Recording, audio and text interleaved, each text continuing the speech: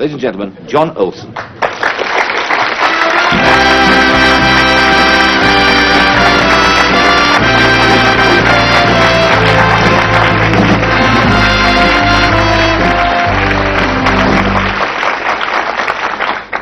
John, did you, like Julie, have little or no ambition to be what you've eventually become when you were a child? I was very envious, and the only thing that I envied her for is that she had a slightly easier trip than I did. Why was that? Well, because in my own house there were no paintings at all, there were no singers, and definitely no painters. Yeah. And there were no pictures that one could see. And so, therefore, like, I was a haptic child, very haptic, in which that I just kept drawing and drawing. My poor mother's cookbooks were all with these awful scrawls by John Olsen. Terrible, really, just absolutely revolting. What did you copy most of all, though? You said there weren't any paintings in the house. So, therefore, what was your source of inspiration? What did you practice upon? Well, you see, there is a very strange thing that happens with Australian arts.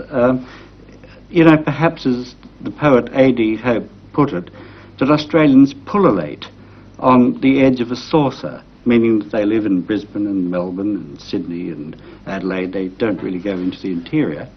And what is meant with, like, 14 million Australians, which you described, has seen my mural, that's the population of Australia.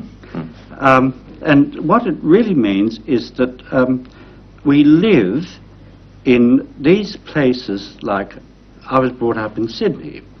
And what happens in that is that we have a vast suburbia with, like, if one was to think of Europe, for example, that say in Yorkshire you'd have, you know, a church or a building that you can relate to. A pub?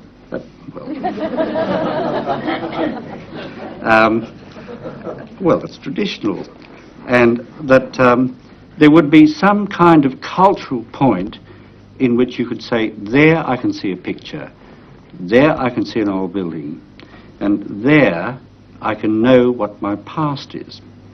Now, with an immense suburbia like we have, for example, in Sydney, that goes out almost to the Blue Mountains, that there are no places there, and it could be described that I have no past, no present, or perhaps no future.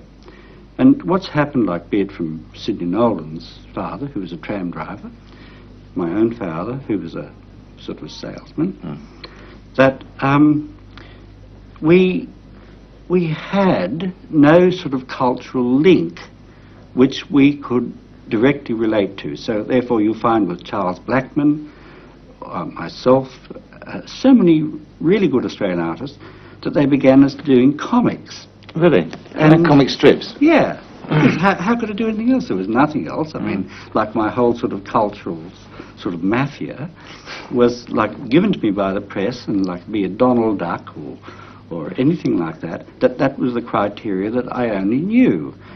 Now, I'm sure you'd appreciate this, that would be impossible for a European. Yes, I mean, you're cluttered with culture, actually. I mean, there's a cultural reference buried up to there, aren't you, in it all the time? Cultural mothballs. That's right, cultural mothballs, exactly right. That's fascinating. But what I mean, what's interesting also is, who were these gutter girls that your religious school teachers objected to you drawing? Well, Michael, like, the school I went to was, like, very religious, and my aim was, in the early part of the year, to get right down to the back of the class and just sort of get on with the scene. I was hopeless at maths, and really, when I look at my early life, a total catastrophe.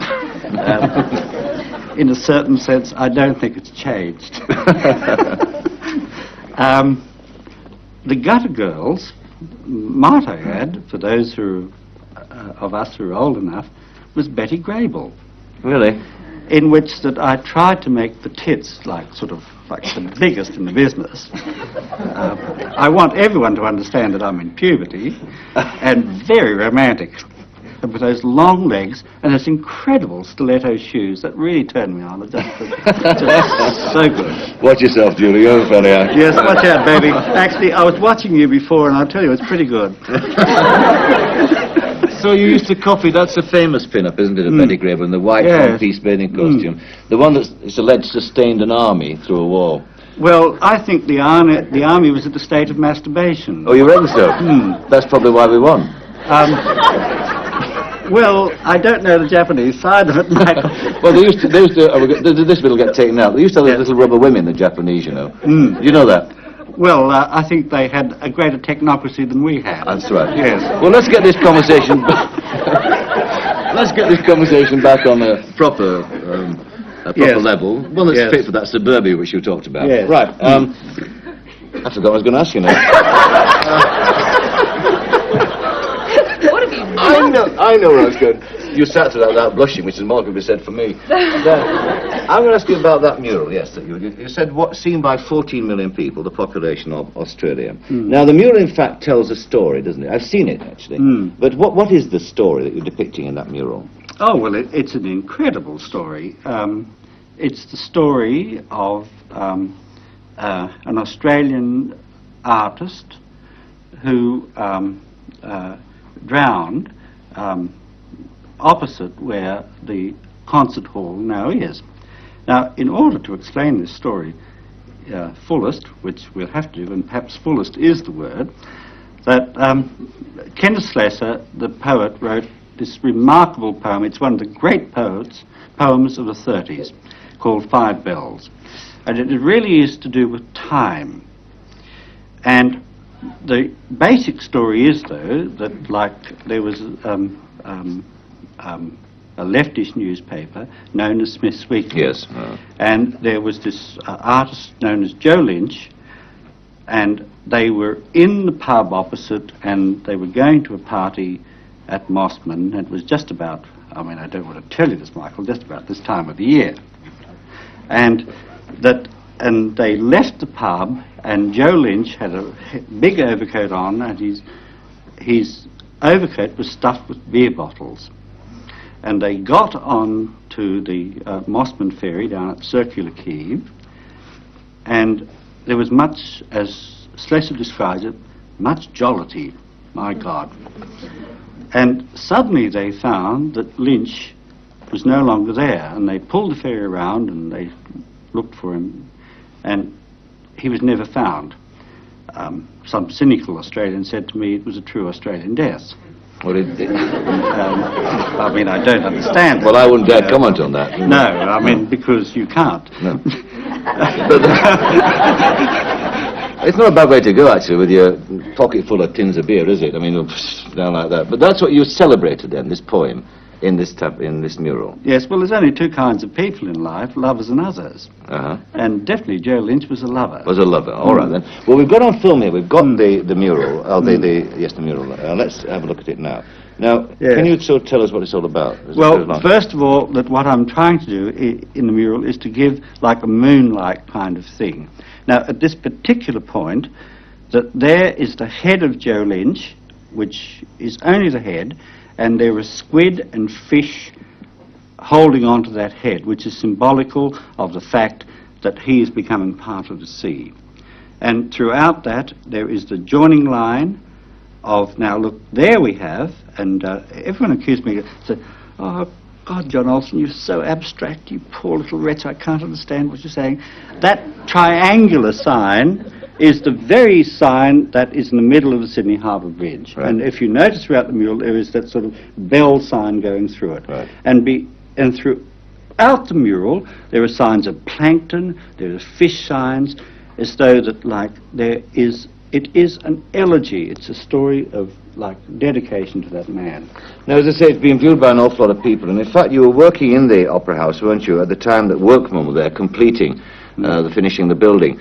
I should imagine there's quite a bit of conflict, wasn't there? Earthy conflict between the guys working, the labourers down there, and this artist doing this creative mural. Yes, well, I'm bananas. I mean, you know, like 20 cents in the dollar.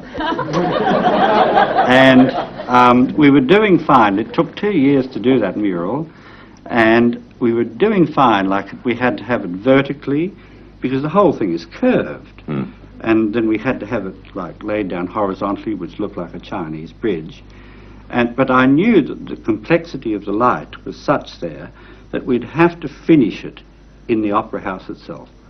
That's where the total catastrophe begins. Like, I knew it wasn't finished. They thought it was bloody awful. The workers? Oh, yes. Did they? Yes. They told you so? Oh, yes. I've no trouble. Like, my 5-year-old child can do it. My reply is, I'll send you to my dealer. Or one of the things that you'll be sued for that, and I said, I can't help you there. But so it goes. I mean, we artists are used to being insulted. You know. Yeah. But this is incessant, was it? Every day? Every day, every day. Well, that must be very distracting. Well, the Pope was impatient with Michelangelo.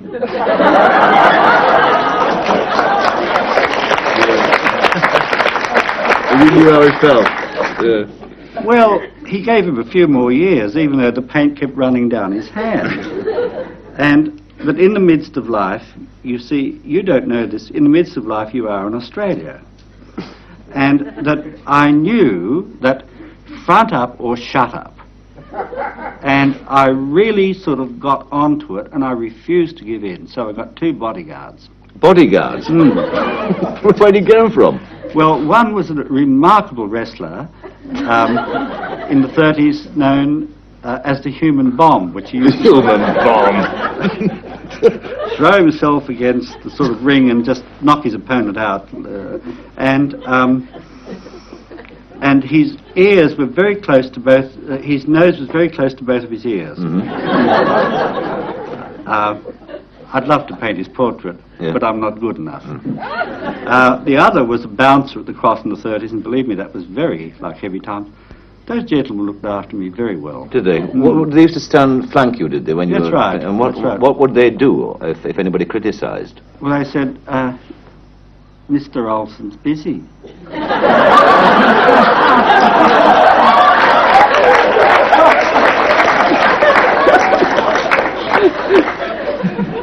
Must have been a remarkable experience. Did they ever have to bounce anybody, literally? I mean, did they pick them up and sort of throw them into the pond? Well, I think somehow the geography of their faces fixed everything. It did. Now, is it a matter of pride to you that 14 million people have seen this mural? Oh, of course it is, and in all modesty, it's the best mural ever done in Australia. Well, we can only take his word for it, can't we, Julie? Absolutely. Can you think of a better one? No, right, we'll pass on then. But you also, you've taken 1 or 2 distinguished visitors around as well. You once took Prince Philip. Now, he's not renowned, I think I'm right in saying, in having a keen appreciation of modern art, is he? Well, there are certain circles, and I wouldn't get into it, where he's known as Prince Philistine. I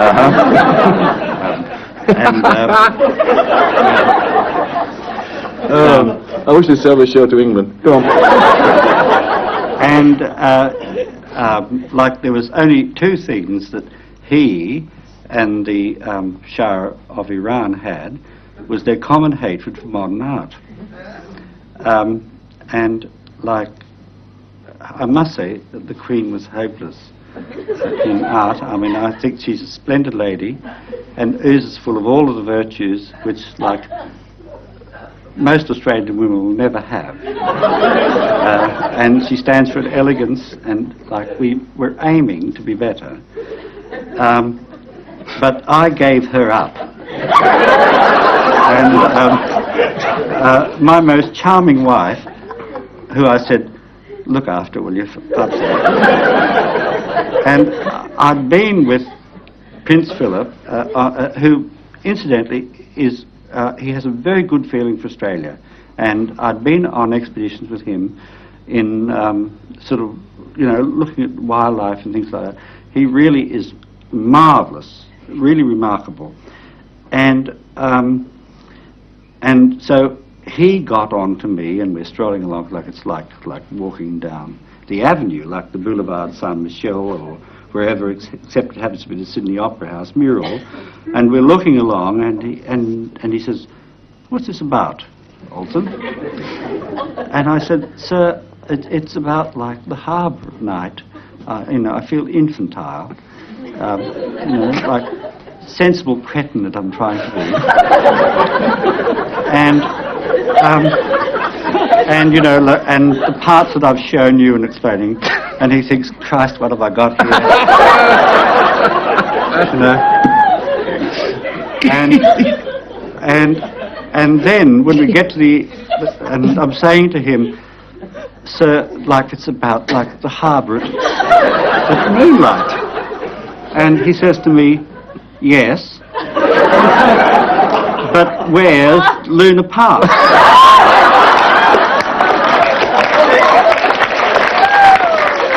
Oh dear.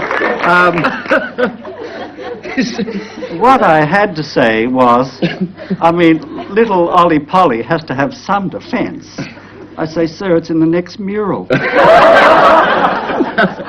Are you satisfied with it though after 7 years? Oh, I think it's marvellous. Look, to explain it a bit further, is that I would never say that in Europe, but we don't really have a mural tradition, and I do think that when you see that mural at night, it has a soul, a feeling. I love it. Do you still work on it? Oh, yes. That's where, Michael, I'm very disappointed about that. What? Because I never finished it in time. You didn't? And I've gone back many times and made drastic changes to it. Really? And the thing that disappoints me, nobody's ever noticed. You didn't need the human bomb anymore then? No, well, he retired. He retired, yes. He retired into silent wrestling. What about, you are now, you're the judge on what, 3 of the leading art competitions in Australia, aren't you? And you mentioned, so therefore you've got a very keen insight into the new kind of art that's coming, the new painters. You mentioned earlier, at the beginning of this interview, about there being no tradition in Australian art, and that you drew yours from comic books and this sort of thing. What other kids coming through drawing from that same tradition, or have they found something else? I think we're doing very much better in Australia.